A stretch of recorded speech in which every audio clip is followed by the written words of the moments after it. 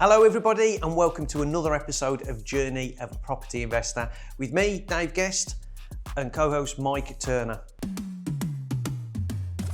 Mike, how are you? I'm good, Dave. How are you? Very good. Well, as most people can probably see, we're in a different location today because we're down in London Heathrow. Do you want to tell people why we're here, Mike? Yeah, so we're in Heathrow. We're running our 3-day property mastermind accelerator. So this is a 3-day eat, sleep, drink property event, a fully immersive experience for everyone involved. And we cover all the different property investing strategies that we teach on our 12-month mastermind program as well. So. And they're good fun, aren't they? Oh, they're excellent fun. They are good fun. And we run these sort of 6 times a year. Yep. So split between, we do 3 in London, 3 in Birmingham. And we have people from all over the world that come and attend these events. So. Brilliant. And speaking about fun, what have you been up to recently? You've been in Bali, haven't you? I have been in Bali, but it wasn't play, Dave. It was work. I was there. I was working, yeah. Yeah, so I bet there was some mixed in. What was you doing over there? So, as you know, Genius Group, New York Stock Exchange listed education company, they are the owners of Property Investors Network. And so I was over there for some of their events. So one was an AI Labs. They do a Founders Circle event as well. Yeah. And also I got to attend one of the leaders meets with, which is the heads of the group companies of Genius Group. So got to meet Roger Hamilton, who's the founder of Genius Group as well. So it was excellent. So that sounds like a bit of fun, doesn't it? It was fun, but it was not a holiday. It was work. I got back in the office and they said, "Mike, you don't have much of a tan." I said, "I know. I've been in conference rooms for the last 2 weeks. Yeah. It's early starts and late finishes. It was 2 days of events, so it's quite intense. And as you know, even here on the 3-day events, it's early starts. Yeah. There's a lot of emotional energy that goes into these events, and you're talking to people, you're meeting new people, having conversations. Lots of things to remember, and you're just switched on all the time. Yeah. High levels of concentration for long periods of time. It's tiring, and of course it's a 30-hour flight back. Yeah. So that is a long flight, isn't it? Oh yeah, tell me about it. So 30 hours. So I left Bali, and it was a 9.5-hour flight from Bali to Doha, and then I had a 9.5-hour layover in Doha, and then a 7.5-hour flight back to Birmingham. So that's long travelling. Almost, mate. Yeah, it's not all glamour, you know. How long did you go for? 2 weeks. So left on the 17th and back on the 30th, which is why I was not here for the other episodes. Well, and that's why we were missing Mike. But when you sorry just to said, those that missed me. When you said back. 2 days, I just thought that you'd gone there for 2 days, and I was thinking 60 hours of travelling for 2 days. But I'm glad you was there for 2 weeks. Yeah, 2 weeks, not 2 days. Yeah. So whilst you was there in sunny Bali, working. Actually, well, it's rainy season, so it rained half the time. So yeah, that's another reason why I didn't get much of a tan. Okay. And the one day that we did go to the Genius Cafe, which is on the Sanua beach, so you've got the cafe, and then you've got the beachfront, and you've got the lounges and the tables and chairs and things if you want to eat on the beach.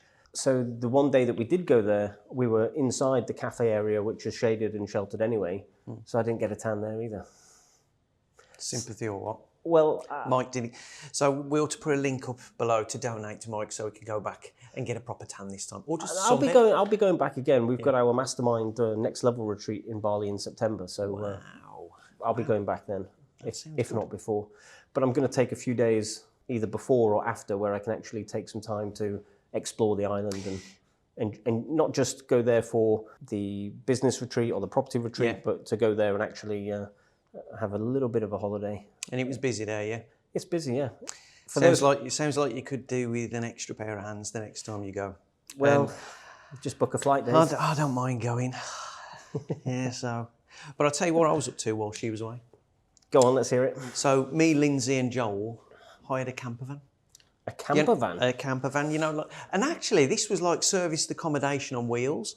So you hire it, pay per night, I think it was about £180 per night. That's your insurance, just add fuel. Yep. And off we went with newfound freedoms into Wales. Met up with a few friends in Barmouth first, just had a couple of drinks there with them. And then we went on to Pwllheli, which is not spelt like how you say it. None of the places are. Pwllheli? Pwllheli, yeah. Sounds Italian. Yeah, well, it's not. Lovely place. Then we went on to Abersoch, Okay, I've been to Lovely. Abersock, yeah. Yeah, honestly, it's so good to do with these camper vans just popping up somewhere. And the weather we had some rain, but then some sunshine. How big was it? It was one of them VW transporters Oh, where, right, where the okay. roof then lifts up like that. Yeah. So Joel slept upstairs and then me and Lindsay slept downstairs. It was just really good fun. Nice. And just being out there and just being, in nature. And I'll tell you what happened actually. On the way there, Lindsay just pulled in because there was a beautiful view of the sea. And we saw this castle. And Lindsay said, we went to that castle 22 years ago with the kids, Luke and Dan. Oh, do you know, I saw your post on Facebook. Yes, Yeah. that's the one. So we went and sat in the same place where we had that picture taken 22 years ago, and it was quite a poignant moment to stop and think all the things that have happened, all this, and then Lindsay says, should we come back again in 20 odd years' time? And I was thinking, the age starts to put, the age it starts to put us at, you start to think, that was my previous 20 odd years. This is probably the last lot of 20 odd years. You reckon? Oh, my life, yeah. So I don't know, have you seen some of this new longevity science that's coming out now? Like they can reverse aging. That ain't going to work on me, mate. No? Okay. Yeah. It needs to be in its reverse mature stages. Reverse your biological age, and there's all kinds of new longevity startups and new technologies coming out. Okay, so I think what you're saying then is I can do a few of these runs. Yeah. For the third lot of 25 years, Linz, we can be... But no, it was, joking aside, it was a very poignant moment, and it was one of them things where I've got back into journaling again now, so writing down my goals, what I want to do, and it was a real... Do you know, honestly. I used to keep a journal when I was younger, but it was so sporadic. Like, I'd write in it once every 3 months or so, and I never got into the habit of doing it. But when I was in Bali, Roger was sharing some of the pictures and drawings and things that he'd put in his journal and diary. And my brother's a massive journal writer, so he's kept journals for probably the last 30 years or something. You know, it's something that I think I'd like to do more of. Just do it. All the best people do it, Mike. Well, so you're being good company. Just get that discipline. That excludes me then, Dave. Life's about discipline, isn't it, really? Yes. Just getting those. Yeah, it is, yeah. Best description I heard of discipline was what Mike Tyson said. Discipline is doing something you hate like you love it. But just a bit of discipline, good thing. So, shall we move on? Yes, let's. So, today's topic from producer Aaron was around the loneliness of investing in property. I was thinking I've never done it like that. The period I did try to do it alone, I didn't do it. I didn't do nothing. I didn't get no results. And in fact, everything I've bought, I've always run past other people. Always. Right. Always run past other people who I developed out from Mastermind and Co. Is that because you don't really know what you're doing, or not a clue? I just like to talk things through with people. Yeah. And not just the buying of the house either. So commercial mortgages, anything you want to get on, I like to speak to other people, understand what they're doing, where they're at, if they think this is good. Even like sending surveyors round. The last lot of surveyors I got given a choice of. I had a natter with some other investors locally first, just to see if you used any of these, and go with that one. That one's no good. So I probably, from getting into it at first and trying it on my own, I've probably done the opposite and made sure it's not a lonely thing. It's interesting because it depends what you mean by lonely. Lonely for me doesn't necessarily mean you're not surrounded by people. You can be in a room full of people but still feel lonely, right? It's not necessarily about having people around you, but it's about connecting. Thinking about it, does anybody actually make property investing decision like 100% without talking to anybody or consulting anybody or running it past anybody? Even if it's a solicitor or a broker or an accountant. Well, I think they're people who you have to use. I think the angle that this is from is like we're at these Mastermind accelerator events and things like that. So there's people who go through the training over these 3 days and absolutely want to continue to be connected in with people. Like we had Andy Potter on the show a couple of episodes ago. Yeah, and I heard, but I've not seen the episode yet. It's very good watch. And actually, just a question for everybody, or a request from everybody watching. Please like and subscribe. It really helps us. And head on over to the other videos and take a look as well. But also, just while we're on that as well, if you do have any questions or if you want any topics addressed in any of our future episodes, then put them in the comments and we'll come back around to them. And actually, Dave, if they go onto the website, there's a space on the website on the podcast page where they can submit questions or topics that we can address as well. Thanks for sharing.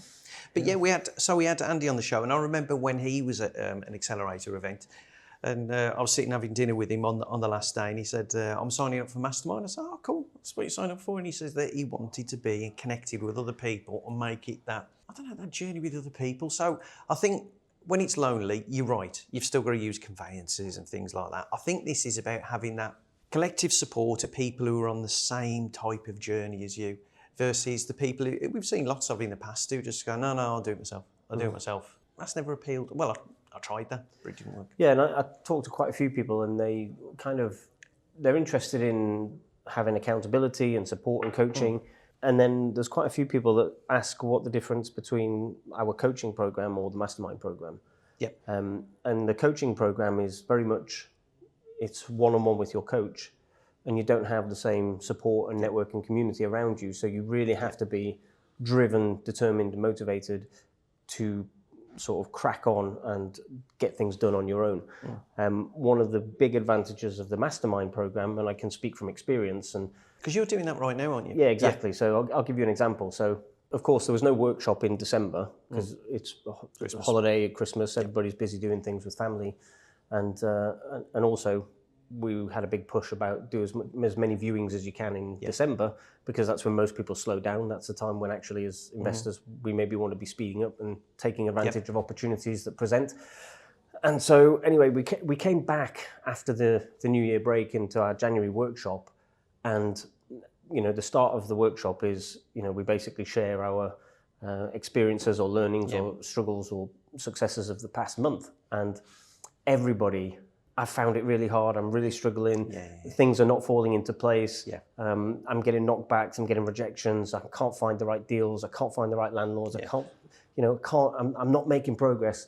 And it was, there's 32, 35 people on the cohort, and every single person had that same experience. And so everybody came to that workshop with a little bit of excitement, but also kind of having the wind knocked out of their sails. Yeah. And then by the end of that workshop, it was a completely different story. Like the experience of that together, the community and the bonding and the energy from everybody sharing that and kind of encouraging each other and pulling together as a group, actually kick-started, the start of the year into 2026. And everybody left that event with massive resolve, determination, all fired up, and had that energy and that momentum to kind of push out and go forward. Without that, there's a good chance that people stop. Yeah. Quit. It's too tough. And I often say this is the difference with Property Investors Network and other providers out there, other trainers, is the reason that we have such great levels of success with our students. It's not because of the mechanics of a strategy. A rent-to-rent strategy or a HMO strategy is the same. The mechanics of it and how it works and functions is the same, regardless of who teaches you the strategy. But what sets us apart and stands us away from the competition is the network, the power of that network, the community, the events, the memberships, the mastermind programs, the conference events that we do twice a year. You've got all these things that pull together and actually builds a very active and energized community. And having that accountability and that support and network around you is what pushes our students forward and helps them succeed and get better results than perhaps others. Do you think when we talk about loneliness and things like that, or isolation, do you think you can get the same, or have you had any experience of this, get the same level of support or drive, results, whatever you want to put in there, with online forums and things like that, or just WhatsApp groups or Facebook groups? Well, I think COVID taught us that human interaction face to face is incredibly important. So online is good, and attending online events. So, we do a lot of online events as well, like live online trainings, weekends, and coaching calls and things. And that's great to get to know people a little bit online, but there is absolutely no replacement for being in the room and meeting people face to face and having that real human interaction and connection. And this is one thing that we spoke about quite a lot in Bali, especially during the AI labs, with AI and the power of AI and what AI can do. Where can we add and provide value to communities? And basically, one of the conversations we had was, well, if AI can do all of your customer services, it can do all of your marketing, it can do all of your sales, it can do all of your training, all of your education, it can do everything. Like, what value do we have to provide? And I think in a world of AI, it's going to become more and more important for humans to connect with other humans. And I've read a few books on this, AI versus machine, and a few others, about, well, what's the future of the world going to look like when most of our daily tasks are automated or carried out and run by robots or AI. And it's going to be the value of human connections and the contribution that you're providing to your local community, your local society, your country, or your tribe, or whatever it might be. And that, I think, cannot be underestimated. And I think sometimes where people struggle is they might start to feel isolated, or they're disconnected from having that inclusion in any kind of community or support network. And I don't want to delve too deep into the world of mental health, because I'm certainly not an expert on that. But I think when people lose connection to their friends and their communities, and I think that is where issues can start to. Well, you can see that, like with I don't know if you've ever had like a relative who might be elderly. If they lose their mobility, they tend to go downhill quite quick, and the reason is because they lose that social aspect. Mm-hmm. I'm not so sure about the robots taking over to that level just yet. I was trying to get a signal on the way down on the M40, and I had to try the phone call 3 times. That technology's been around forever. Yeah. So I don't know. Going through a blind spot. Yeah.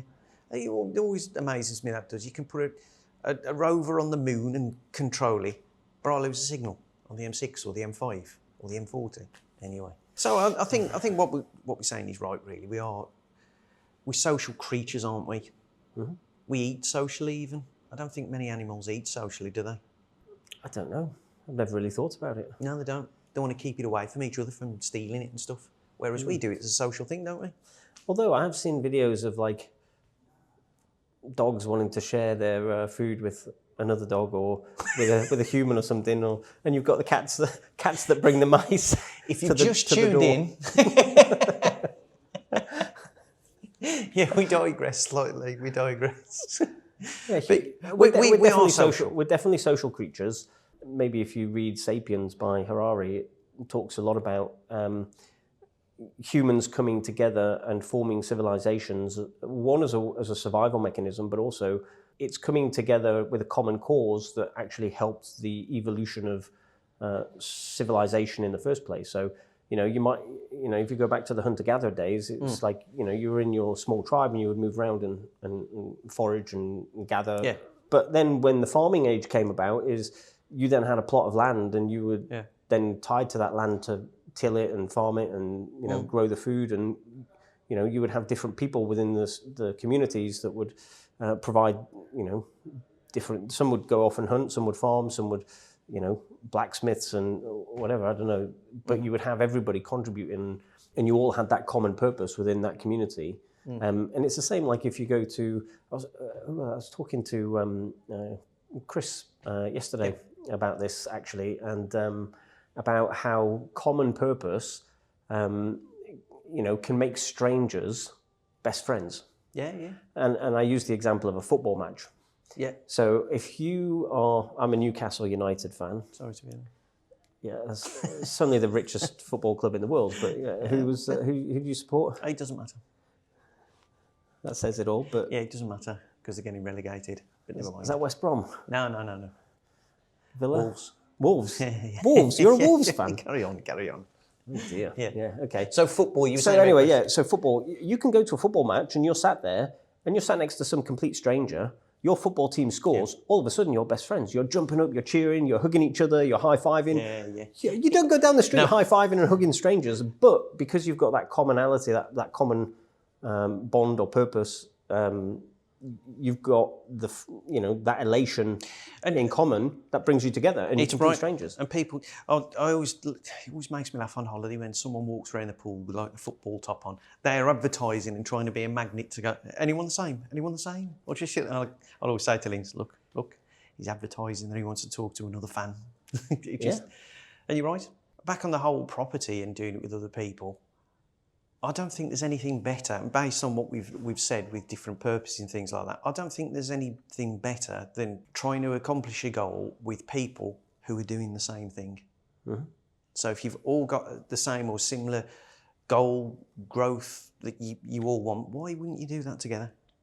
Because you're like you said about masterminding that way. When you're all in that room, you nudge each other on and keep pushing each other forward. Social proof. They're doing it over there. That's working. I've got a thought about this, Dave, actually. So you use the example of animals, right? So if you imagine, there's some lions, tigers, whatever in the wild, they catch their food, they're not going to share it with the rest of the jungle, right? Mm-hmm. The rest of the animals, because they're coming from a scarcity mindset. Yes. And that's the food that they've got for their pack, their tribe. And they don't want to share it with everyone because they want to make sure there's enough for their needs, and that stems from a scarcity mindset as opposed to an abundance mindset. Yeah. And so I think certainly for me, times where I felt isolated, it's most probably because I've had a scarcity mindset as opposed to an abundance mindset.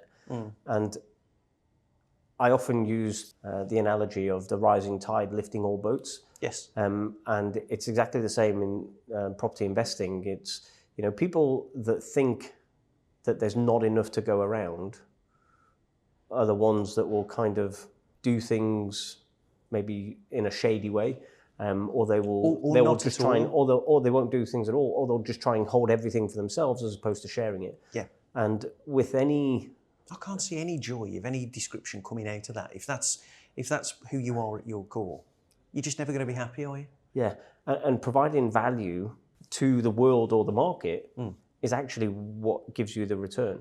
So if you think about the way that anybody makes money, it's an exchange of value. It's an exchange of value or resources. And so the more value that you give out, one, it's the law of attraction, the more you're going to attract back. The more people that you help, the more successful you're going to be as an individual, because it's just going to come back to you. And plus, I just think that puts your mind in the right gear. When you're helping other people, you're seeing other people. I just think it's a better frame for your mindset to be in. Yeah, and certainly when just bringing this back to property investing, like the property market, it's over in the UK. I think it's over £9 trillion is the value of all real estate added together in the cumulative value of all real estate. I think the Savills did a study on it in 2024 or something. Google it, look it up. It's about £9 trillion in the UK. So for me as an investor, if I am in my town and I'm looking at some deals and some opportunities, and I have the mindset that there's not enough for everybody, then I'm going to try and do whatever I can to get my food, to get enough for me. To put everybody off. Exactly, to put everybody off, or to get as much as I can from a selfish perspective. But then if I change my mindset and think, you know what, there are so many opportunities, and this one might be a good opportunity now, but you know what, if I don't get it, it's okay, because there's other opportunities. And also if we're changing our focus from, well, I want to get into property because I want to make loads of money and become a millionaire, and I want to make loads of cash, and I often say this to my tenants, like, as a landlord, I'm not in the business of trying to rip people off. Yeah. I'm in the business of trying to provide warm, safe, comfortable housing accommodation for people, and they pay for that. It's an exchange of value. So I provide a great property and a great comfortable and safe environment, and they pay me for the value that has in their life. And I think adding that value to the market will bring the reward back. And it's kind of, as I say, the law of attraction. But if you have that scarcity mindset, you're maybe going to be a bit sort of selfish and egotistical. But whereas when you have the abundancy mindset and you provide value to the market and you look to contribute and provide value to others, everyone's going to benefit. You're going to win. You're going to earn financially from it. You're going to feel good about yourself. You're going to be able to sleep at night. your tenants are all going to be happy and safe as well. Yeah, he's right. And I think there's where you've said abundance mindset, and the other one that you mentioned, what did you say about lack? Scarcity. There's also pessimism, isn't there? Mm-hmm. If you let pessimism be right, you will never do anything, will you, really? And if you look at like property, if you look at success, a great saying is that success is like water in the ocean. There's plenty to go around, isn't there? The trouble is, most people go up to it just with a teaspoon, just wanting that tiny bit and think that's all they can have, when really, actually, if you've got that more abundant mindset, it's out there. And I still think if you're doing that within a network as well, you're going to increase the level of motivation that you've got, accountability that you've got, but also as well, you probably do more business, wouldn't you, really? Because you're not just buying the house, you're not just buying within your own capacity. At some point, you'll run out of money. At some point, you can't do a deal you want to sell it on. So the more you're connected with other people, the better. So why would you want to do it on your own? Journey of a Property Investor is presented by Property Investors Network, established in 2003, and is the UK's longest running property networking community. If you're building a property portfolio or thinking about starting and feel stuck, second guessing your decisions, or unsure what move to make next, PIN gives you clarity and direction. Through monthly meetings across the UK, you connect with active investors who are doing deals in the current market. You learn what's working, ask direct questions, and leave with practical next steps that you can implement straight away. Beyond the meetings, PIN delivers structured training and live events designed to help and avoid costly mistakes, structure stronger deals, and grow your portfolio with confidence. If you'd like to attend your first PIN meeting free of charge, visit pinmeeting.co.uk and use the voucher code JOURNEY. The link is in the episode description. To find out more, visit propertyinvestorsnetwork.co.uk. Now let's get back to the journey. Well, let's think about why people might feel lonely in property then. I think, as you say, if they're doing it on their own, but why would they do it on their own? Why would they want to do it on their own? What circumstances or instances would people get to the point where they are feeling too lonely? A lot of people, when they're getting into property, they don't have the knowledge. What they have is a vision and a dream. And so they try to educate themselves, they'll try to learn, they'll go out of their way. But also, culturally, we're very entrenched in our mindsets. So, for example, a kid comes back from university, tells his parents he wants to be a property investor. Are they going to be encouraging of that, or are they going to maybe say, oh, well, you don't have any money, or, trying to put him off in certain ways? And, I've heard stories of people that say, oh yeah, I'm getting into property, and everybody just laughs at them, like, you getting into property? Nah, you can't do property. You need loads of money, or you need to. It's like you said earlier on the stage today. It's like, well, a lot of people just don't think that property is something for them. Yeah. Because it's usually a consequence of success in other areas. So I've got a business over here which is making lots and lots of money. I've got too much money. My accountant says you need to put that into something, gold, stocks, property. And it's usually, I think historically, it probably is more like that, isn't it? So it's where you've got lots of money and you need to put it into something that's going to align or outdo inflation and make money in the meantime. Yeah. Whereas actually what's emerged over the years, and like what we find on Mastermind, is there are lots of strategies out there where you can take advantage of the property market, make some money without having to follow that model there.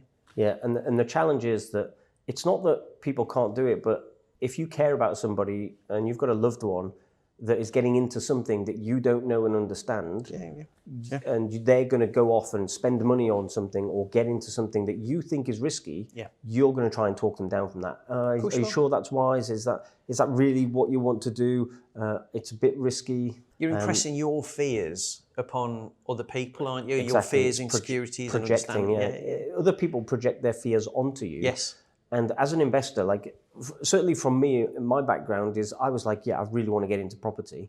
And I was reading books, I was watching videos, I was learning, I was attending courses and trainings. And, even my own family were like, we'll believe it when we see it. And, I had all these dreams and visions, and they're like, well, maybe you'll be successful, maybe you won't.